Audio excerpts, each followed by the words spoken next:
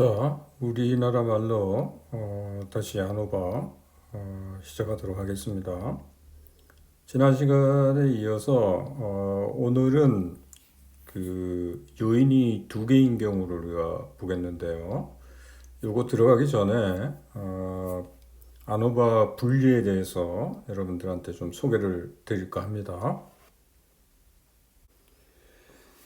자, 지난 시간에 우리가 봤던 그 가솔린 타입 그 예 있었죠? 그거를 보면 그때 그 요인 수준이 세 개였습니다. 그래서 타입 A, B, C가 있었잖아요. 그게 이제 요인 수준이라고 보시면 되고, 영어로는 뭐 트리트먼트라는 용어를 썼습니다만은. 그래서 이 경우가 그 요인이 한 개인 경우예요.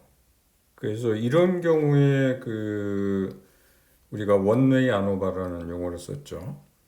그 요인이 한 개인 경우. 그래서 오늘은 우리가 볼 게 이제 요인이 두 개인 경우를 이제 투웨이 아노바라고 그러는데, 그래서 요인이 위쪽 하나, 좌측에 하나 있고, 그 다음에 그 교차되는 부분이 이제 셀이라고 그러는데, 그 셀에 이제 그 자료가 이제 들어가겠죠. 들어가는데, 투웨이 아노바의 경우에 자료가 하나만 이렇게 셀마다 하나씩만 들어가는 경우가 있어요. 그거를 뭐라 그러냐면 투웨이 아노바라 그러는데 반복이 없는 경우입니다. 반복이 없는 경우. 반복이 없다는 얘기는 뭐냐면 셀에 하나씩밖에 없다는 거예요. 옵저베이션이. 관찰치가 하나씩밖에 없다는 그 얘기고, 만약에 요 셀에 두 개 이상 관찰치들이 이렇게 들어가는 경우를 뭐라고 그러냐면 반복이 있는 경우라고 합니다. 투웨이 아노바에 반복이 있는 경우. 투웨이 아노바는 이원 요인 분산 분석 뭐 이런 식으로 우리나라 말로 번역을 하는데 그냥 투웨이 아노바라고 그러면 되겠습니다. 근데 이거는 이제 셀에 두 개 이상의 자료가 이렇게 들어가게 되면 반복이 있는 경우라고 합니다.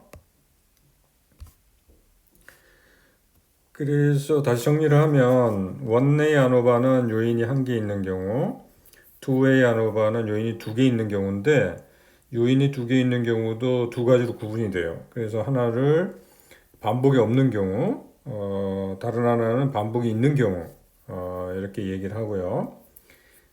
반복이 없는 경우를 랜더마이즈드 블락 디자인이라고 이런 용어를 씁니다. 뭐 난개법이라고 뭐 이런 용어를 쓰기도 하는데, 이 용어 자체는 그렇게 크게 중요하지는 않습니다. 근데 반복이 없다는 것만 여러분들이 알면 됩니다. 반복이 없다는 얘기는 아까도 얘기했지만 셀에 관찰치 하나씩밖에 안 들어가는 거예요. 그러면 반복이 없는 경우하고 반복이 있는 경우에 그 차이점 뭐냐? 아주 극명하게 대립이 되는데요. 그 차이점이라는 게 뭐냐면 관찰치가 예를 들면 두 개 이상씩 들어가는 경우에는 우리가 상호작용 효과라는 것을 검증을 해야 돼요. 그러니까 여기 2번의 경우에는 interaction effect, 그러니까 상호작용 효과라는 게 있는데 그거를 검증을 해야 되고, 1번의 경우, 그러니까 반복이 없는 경우에는 interaction effect라는 거, 상호작용 이펙트라는 게 아예 없는 경우입니다. 그래서 그 차이가 있다는 것만 여러분들이 좀 아시면 되겠습니다. 그 다음에 여러분들 이제 통계학에서 보면 마노바라는 걸 혹시 여러분들이 듣게 될 수도 있습니다. 마노바. 아노바가 아니고 거기에 앞에 M자가 붙었습니다. 마노바. 이 마노바는 어디서 온 거냐면 멀티베리에트 아노바의 그 약자입니다. 멀티베리에트 아노바. 다별량이라고 그러죠. 멀티베리에트. 이 멀티베리에트 아노바는 뭐냐면 우리가 그 가스 타입 케이스에서 봤지만 그 트리트먼트마다 그죠? 관찰치들을 우리가 얻는데 그 마일리지가 관찰치였잖아요. 그죠? 그런데 그건 하나씩이었잖아요. 그죠? 근데 이 다별량 멀티베리트 마노바에서는 우리가 그 관찰치를 두 개씩이나 세 개씩 이렇게 짝지어서 이렇게 얻게 됩니다. 그죠? 관찰치가 그러니까 딱 하나가 아니에요. 싱글이 아니에요. 더블이든지 뭐 트리플이든지 뭐 이런 겁니다. 예를 하나 들어볼게요. 그래서 이거는 이제 지역하고 그 다음에 점포 크기에 따른 판매량을 이걸 조사를 한 건데요. 판매량도 조사를 할 때 예를 들면은 광고 전하고 광고 후하고의 판매량을 두 개씩, 그죠? 두 개씩 이렇게 얻는 거예요, 자료를. 그죠? 이런 식으로. 그러면 이게 사실 이제 나중에 우리가 회계 분석할 때 다시 얘기를 하겠습니다만은 이 셀 안에 들어가는 이런 관찰치들이 사실은 우리 왜 SPSS 할 때도 그 종속 변수라는 용어를 썼잖아요. 그죠? 그래서 SPSS의 왜 이것들을 종속 변수 쪽으로 옮기잖아요. 그죠? 그래서 종속 변수인데 이렇게 되면은 종속 변수가 이 경우에는 그죠? 멀티베리에이트 아노바의 경우에는 종속 변수가 두 개 이상이 되는 겁니다. 이 경우에는 이제 두 개가 되죠. 그러니까 광고 전하고 광고 후의 판매량이니까. 종속 변수 두 개인 경우이죠. 좀 특이한 경우입니다. 이런 경우를 마노바라고 그래요. 마노바라고 그러고 그 요인이 한 개인 경우에는 원웨이 마노바라고 그러고 요인이 두 개인 경우에는 투웨이 마노바가 되겠죠. 그래서 일단 마노바 그러면은 관찰지가 한 개가 아니고 싱글이 아니고 이렇게 더블이나 트리플 뭐 이런 식으로 데이터가 나오는 걸 의미한다. 이렇게 보시면 되겠고요. 이렇게 데이터가 있는 경우를 분석하는 거다. 이렇게 보면 되겠습니다. 자, 그러면은 파워포인트로 돌아가도록 하겠습니다. 자, 그러면 투웨이 아노바 본격적으로 한번 알아보도록 하겠습니다. 랜드마이즈드 블록 디자인은 아까도 얘기했듯이 투웨이 아노바 중에서 자료가 그 셀마다 하나씩 들어가 있는 경우예요. 그러니까 반복이 없는 경우라고 보면 되겠습니다. 바로 우리가 예를 가지고 한번 보도록 하겠습니다. 그래서 이 예는 생산량과 관련된 건데요. 요인이 두 개입니다. 하나는 그 기계 작업자죠. 작업자가 지금 세 사람이 있고 그 다음에 생산 방법이 지금 네 가지가 있는 경우입니다. 그죠? 그래서 이거를 이제 이 블락이라는 용어를 썼는데 블락이라는 용어에 대해서 너무 염려 마시고요. 그냥 팩터라고 보면 되겠습니다. 그래서 전부 12개의 이제 셀이 있는데요. 여기에 각각 하나씩만 여기에 자료들이 입력된 경우입니다. 이와 같이 요인은 두 개고 그 다음에 자료가 하나씩 셀마다 하나씩 있는 경우를 투웨이 아노바인데 반복이 없는 경우라고 보면 되겠습니다. 자, 이 경우에는 아까도 얘기했듯이 상호작용 효과라는 게 없어요. 그래서 이거를 이제 우리가 이제 SPSS를 이용해 가지고 우리가 아웃풋을 볼 텐데요. 그거 보기 전에 미리 아웃풋을 한번 보도록 하겠습니다.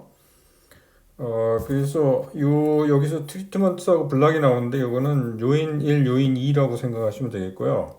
여기 보면은 그 항목 중에 상호작용이라는 게 인터랙션이라는 게 없죠. 그죠? 나중에 이제 인터랙션이 나오는 경우를 다시 우리가 또 다른 예에서 보도록 하겠습니다.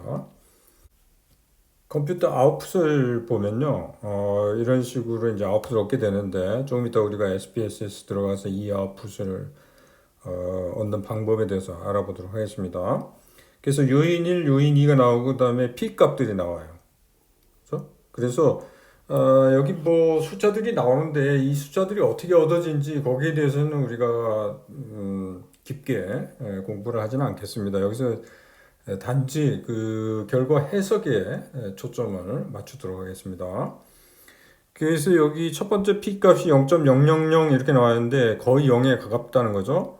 요거는 이제 메소드, 그죠? 생산 방식과 관련된 건데 거기에 대한 P 값이 0.000이라는 거예요. 그 얘기는 뭐냐면 무슨 가설 검정에 대한 결과 아닙니까?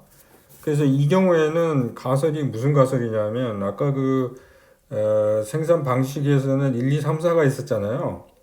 그래서 뮤1, 뮤2, 뮤3, 뮤4가 다 같다는 게 기무가설이 되고요. 이 경우에는.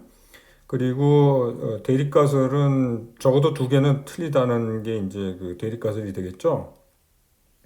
거기에 대한 P 값이 0.000이라는 겁니다. 그래서 이 P 값이 거의 0이니까 알파보다 작죠? 그렇게 되면 P값이 알파보다 작으니까 귀무가설이 기각하게 되죠. 그러니까 뮤1, 뮤2, 뮤3, 뮤4가 모두 같다는 그 기무가설을 기각을 하게 됩니다. 그러니까 그 얘기는 뭐냐면 적어도 두 개는 다르다는 거 아닙니까? 어느 게 다른지는 우리가 이제 SPSS에 가면은 그 사후 분석이라는 걸 하게 되잖아요. 그걸 통해서 이제 알 수가 있는 거죠. 그 다음에 여기 그 밑에 나오는 0.005 있지 않습니까? 요거 p-value는 그 작업자에 대한 거예요. 그죠? 작업자에 대한 건데 이 경우에는 작업자가 3명 있죠. 그죠? 그래서 이때 이 가설은 뭐냐면 뮤1, 뮤2, 뮤3가 같다는 그게 이제 귀무가설이 되고요. 그 다음 대립가설은 뭐 전과 똑같이 적어도 두 개는 틀리다. 이게 이제 대립가설이 되겠죠. 이때 B값이 0.005니까 이것도 역시 알파보다는 작죠. 알파를 0.05로 잡으면. 그래서 이것도 역시 기무가설을 기각을 하게 됩니다. 그러면은 모두가 다 같다는, 평균이 모두가 다 같다는 그 기무가설이 기각되니까 적어도 두 개는 이제 틀린 게 되겠죠. 이것도 역시 그 SPSS에 가면 이제 사후 분석을 통해 가지고 어떤 게 다른지 그거를 우리가 알아볼 수 있겠습니다. 자, 그러면 우리가 이제 SPSS에 들어가서 직접 이 아웃풋을 어떻게 얻는지 한번 살펴보도록 하겠습니다.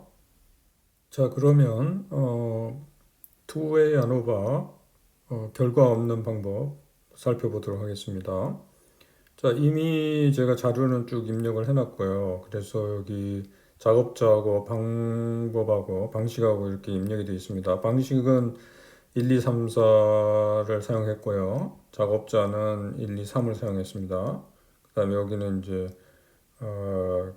그 종속 변수죠. 그게 여기 이제 들어가 있고요. 자, 그러면 투웨이 아노바의 경우에는 이제 분석으로 갑니다. 분석으로 가면 원웨이 아노바일 때는 이제 평균 비교라는 걸 이용을 했었어요. 거기 보면은 제일 아래 서브 메뉴 중에 일원 배치 분산 분석이라는 게 있었죠. 그걸 이용을 했는데 투웨이 아노바일 때는 일반 선형 모형이라는 걸 택합니다. 일반 선형 모형. 그 중에서 오른쪽에 가보면 일변량이라는 게 있고 다변량이 있어요. 그래서 마노바의 경우에는 다변량을 택합니다. 그런데 우리는 마노바가 아니기 때문에 일변량을 이렇게 택하게 됩니다. 그 다음에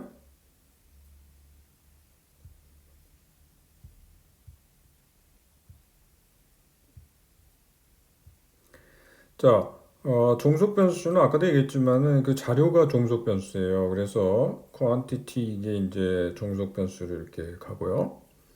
그 다음에 작업자가 요인이고, 그 다음에 방식도 요인이죠. 그러니까 두 개 요인이 오른쪽으로 가고요. 자, 여기서 투웨이 아노바에서 여러분들 주의할 게 뭐냐면 그 상호작용이 있느냐 없느냐를 그 모형에다가 넣어줘야 되거든요. 그래서 이 모형이라는 데를 가야 됩니다. 모형이라는 데를 가서 여기 두 가지 옵션이 있는데요. 완전 요인 모형을 택하게 되면 그게 상호작용이 들어가게 돼요. 그러면 이제 안 됩니다. 그래서 반복이 없는 경우에는 이게 완전 요인 모형을 택하면 안 되고요. 사용자 정의라는 걸 택해야 돼요. 그걸 택해가지고 요인들을 오른쪽으로 보내면 됩니다. 이렇게 보내고 계속을 눌러주고요.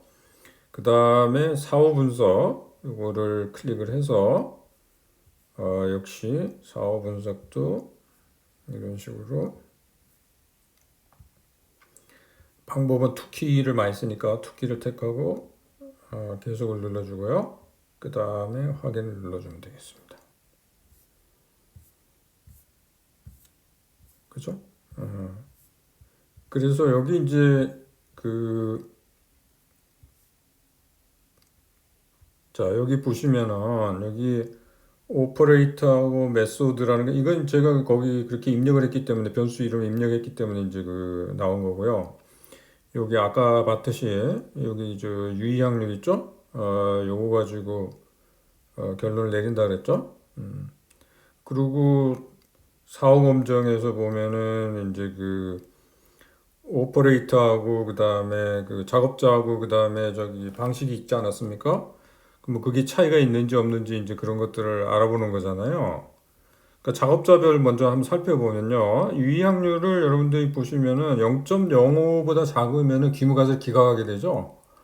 그러니까 기각한다는 거는 기무가슬이 그러니까 같다는 거거든요. 그걸 기각하니까 틀리다는 거죠. 그죠? 그래서 작업자 1하고 2의 경우에는 P값이 0.048로 0.05보다 작기 때문에 기무가살이 기각되죠. 그러니까 뮤1 이퀄 뮤2라는 게 기각이 됩니다. 그러면 틀리다는 거잖아요. 작업자 1하고 작업자 2가 생산량에서 틀리다는 거고 1하고 3의 경우에도 0.004이기 때문에 틀리고요. 그죠? 그 다음에 여기서 이제 그 같은 건 뭐냐면 2하고 3을 보시면은 P값이 0.147 아닙니까?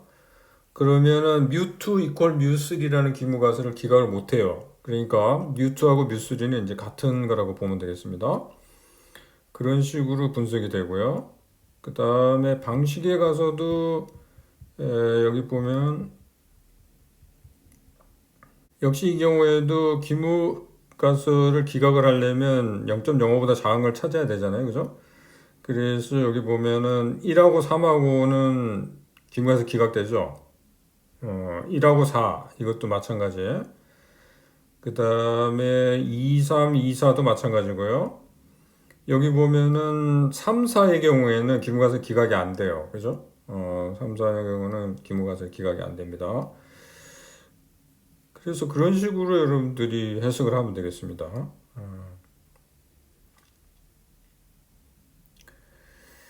자, 이게 이제 그 투웨이 아노바 반복이 없는 경우 분석하는 방법이 되겠습니다. 다시 한번 보여드릴게요.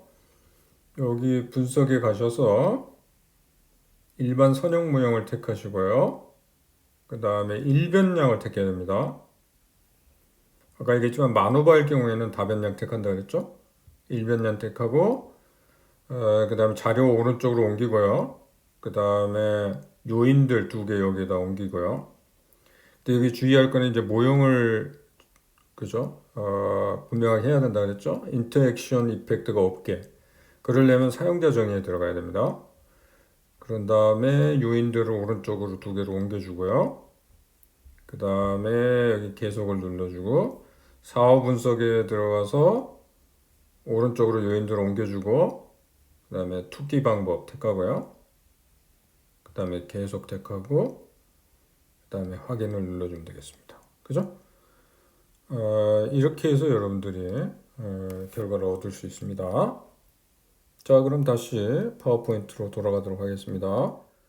자, 이번에는 투웨이 안오바인데 반복이 있는 경우를 살펴보도록 하겠습니다. 반복이 있는 경우는 그 셀마다 자료가 두 개 이상으로 이렇게 들어간 경우를 얘기한다 그랬죠? 그래서 이 경우는 쉘프 디스플레이 케이스인데 요인이 두 가지가 있습니다. 하나는 width랑 관련된 거고요. 넓이, 폭하고 관련된 거고 하나는 높이, 하이트랑 관련된 겁니다. 그래서 높이와 관련된 거는 세 개가 있어요. 세 개 수준이. 그래서 바텀, 미들, 탑 이렇게 세 가지가 있고 폭과 관련돼서는 정규적인 거, 레귤러 사이즈가 있고 그 다음에 좀 폭이 넓은 거, 와이드한 게 있습니다. 그래서 이 경우에 이제 두 개 수준이 있죠. 그 셀마다 보면은 자료가 세 개씩 들어가 있습니다. 그래서 이 경우에는 반복이 있는 경우가 되겠습니다. 그죠? 그 반복이 있는 경우는 아까 우리가 봤던 반복이 없는 경우와 비교해서 차이점이 있다면은 상호작용 효과를 우리가 검증을 해야 된다는 거예요. 상호작용이라는 건 뭐냐면 요인 둘이 조합으로 영향을 미치는지 그거를 이제 우리가 검증을 해야 된다는 겁니다. 자, 이 테이블을 보면은 여기 그 인터랙션이라는 상호작용이라는 게 아까랑 달리 나와 있죠. 그래서 요인 두 개 하고 그 다음에 상호작용과 관련된 게 검증이 되는 겁니다. 실제 아웃풋을 한번 보도록 하겠습니다. 여기 아웃풋을 보시면은 반복이 없는 경우에 비해서 P값이 하나가 더 있어요. 여기서 P값이 세 가지가 있죠? 세 가지가 있는데, 첫 번째 P값 0.000은 높이와 관련된, 하이트랑 관련된 가설 검정이고요. 거기에 대한 P값이고, 0.253은 폭과 관련된, 그죠? width랑 관련된 그 가설 검정의 결과이고요. 그 다음에 세 번째 0.462가 바로 상호작용과 관련된 가설 검정에 대한 P값입니다. 요거를 이제 하나씩 한번 살펴보도록 하겠습니다. 먼저 P값 0.000의 경우에는 이건 높이와 관련된 거예요. 그죠? 그래서 높이는 아까도 얘기했지만 바텀, 미들, 탑이 있었잖아요. 세 가지가 있었잖아요. 그래서 그때 기무가설은 뮤1 이퀄 뮤2 이퀄 뮤3가 되겠죠. 그게 이제 세 개니까. 그리고 대립가설은 적어도 두 개는 틀리다. 그게 이제 그 대립가설이 되겠고요. 이때 P값이 0.000이기 때문에 요거는 알파보다 작죠? 알파를 0.0으로 잡으면 작잖아요. 그래서 기무가설이 기각됩니다. 그러니까 뮤1, 뮤2, 뮤3가 같다는 기무가설이 기각돼요. 그러면은 적어도 두 개는 틀리다는 얘기죠. 그렇게 결론을 내릴 수가 있고. 그 다음에 0.253의 경우에는 폭과 관련된 그 위스랑 관련된 그 가설 검정에 대한 P값이죠. 그래서 이 경우에는 폭이 두 가지가 있었잖아요. 레귤러하고 와이드하고 그죠? 그래서 기무가설이 뮤1 이퀄 뮤2가 되겠죠. 대립가설의 경우에는 뮤1하고 뮤2가 틀리다는 게 이제 대립가설이 되겠고요. 이때 P값이 0.253이에요. 그러면은 이 P값은 알파보다 크죠. 그러면은 기무가설을 기각할 수가 없죠. 그러니까 뮤1, 뮤2가 같다는 기무가설을 기각을 못합니다. 그렇게 결론을 얻을 수가 있고 세 번째가 이제 가장 중요한 건데요. 여기서 0.462라는 게 이제 상호작용과 관련된 거거든요. 상호작용은 아까도 얘기했지만은 이 요인 두 개가 그죠? 조합으로 영향을 미치는지 안 미치는지 이제 그거를 보는 거거든요. 그래서 귀무가설은요. 상호작용이 없다가 귀무가설입니다. 그 다음에 대립가설은 상호작용이 있다. 그게 이제 대립가설이 되겠죠. 그럼 여기에 대한 결론은 역시 P값 갖고 결론을 내리는데 이 P값이 0.462는 알파보다 크죠. 그러면은 기무가설을 기각을 못해요. 그러니까 기무가설을 수용을 해야 된다는 얘기입니다. 그러니까 이 경우에는 이제 no interaction 이펙트죠. 그죠? 그러니까 상호작용이 없다는 거죠. 그러니까 조합으로는 영향을 안 미친다는 거예요. 그죠? 그 얘기는 뭐냐면 그러면 이때는 이제 요인별로 분석을 해야 된다는 거죠. 조합으로는 영향을 안 미치기 때문에 요인별로 분석을 해서 아까도 얘기했듯이 그 하이트의 경우에는 그죠? 기무가설이 기각되기 때문에 그러니까 적어도 두 개는 서로 다르다는 거죠. 그리고 위스의 경우에는 이게 이제 기무가설을 기각을 못하죠. 그래서 어, 두 개 이제 같다는 거고 평균이 두 개 같다는 거고요. 그게 이제 유효한 결론이 되겠습니다. 만약에 이 기무가설이 여기 이제 기각이 된 데만 어떤 일이 생기느냐?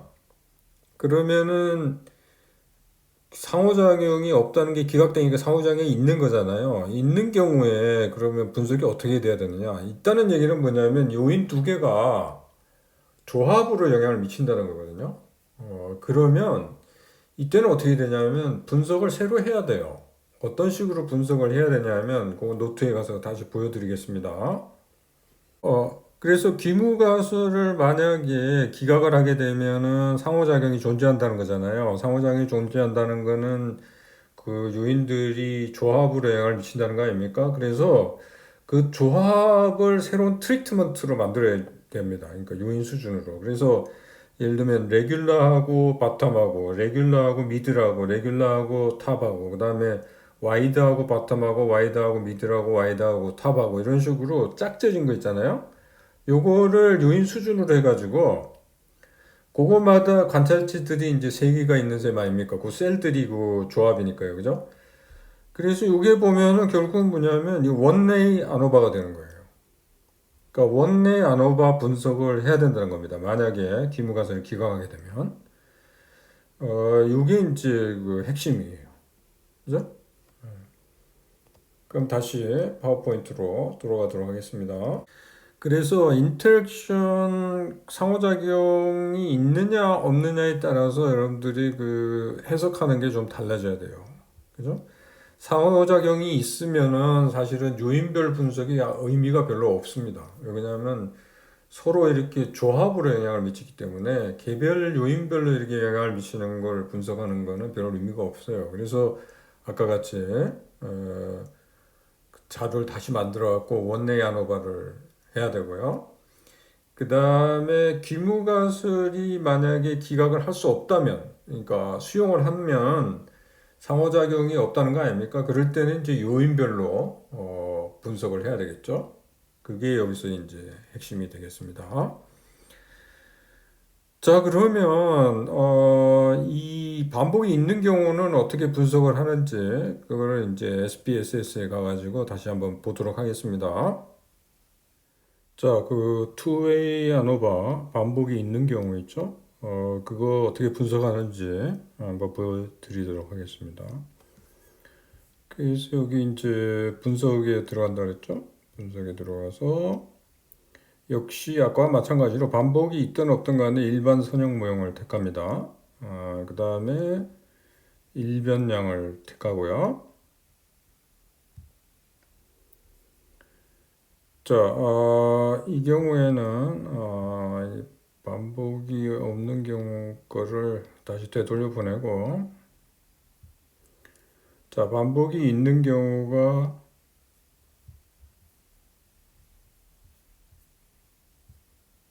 하이트하고 위스가 이제 요인으로 들어가고요. 자, 여기서 이제 핵심은 뭐냐면 모형에 그 상호작용 효과가 들어가야 되거든요. 그래서 여기 이제 모형으로 갑니다. 그 모형에 보면은 여기 완전 요인 모형이라는 거 있죠? 이걸 택하게 되면 이제 상호작용 효과가 들어가게 돼요. 그래서 그걸 택하고 그냥 계속을 눌러주면 됩니다.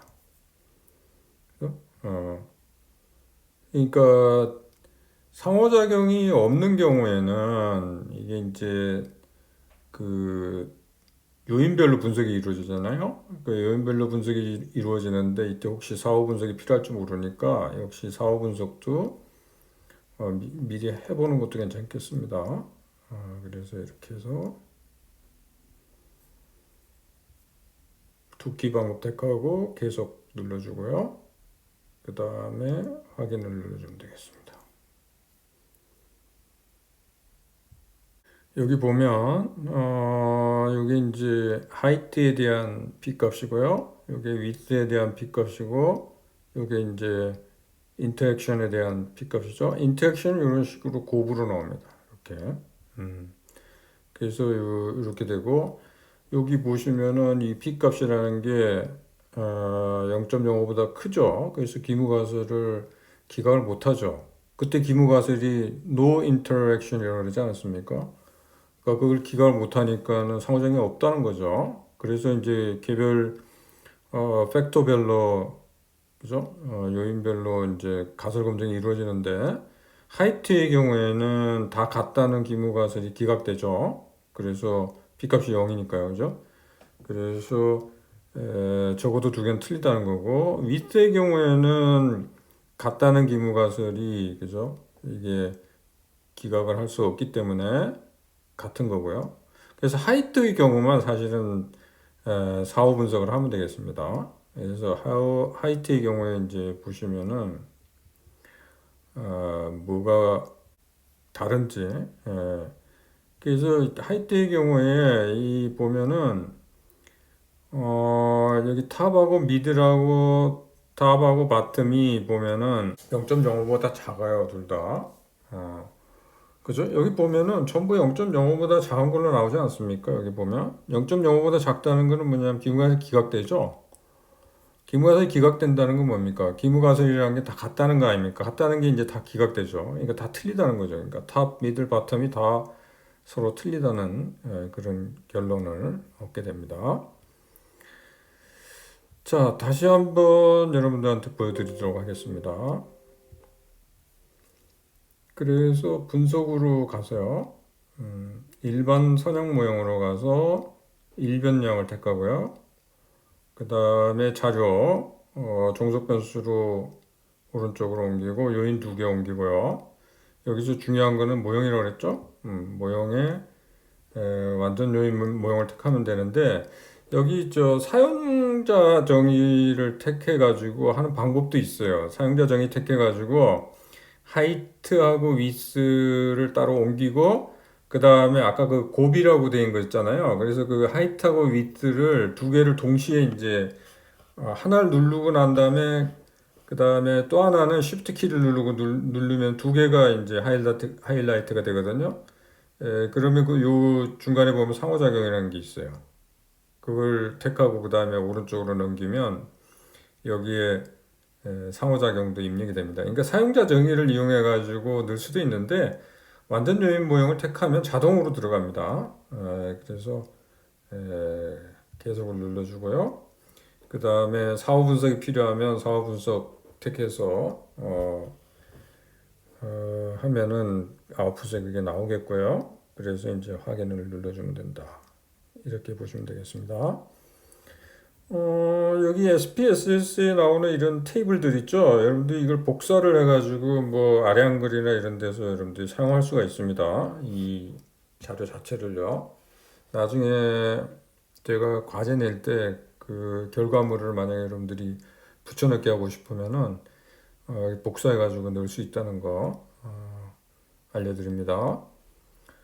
자, 그러면 아노바는 여기서 이제 중단을 하고요. 물론 마노바도 해볼 수 있는데 그렇게 많이 쓰이지는 않기 때문에 마노바에 대해서는 하지는 않겠고요. 다음 시간에 우리가 이제 회귀 분석에 대해서 얘기를 하도록 하겠습니다.